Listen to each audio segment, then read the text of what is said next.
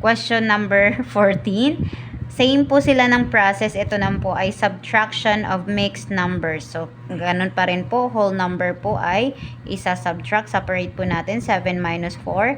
And then we have 11 over 14 minus 5 over 21. And then 7 minus 4 is 3. Next pong gagawin is cross multiply po ulit natin and then multiply the denominator. So, we have 11 times 21.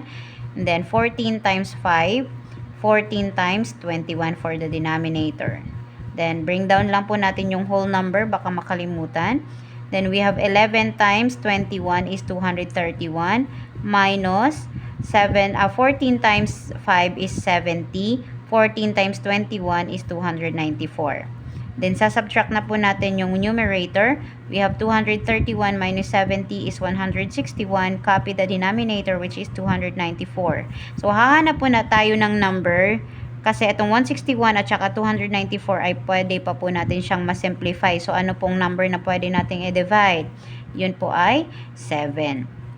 So, kung i-divide po natin, 161 or 161 divided by 7 is 23 and 294 divided by 7 is 42. So, ang final answer po natin is 3 and 23 over 42.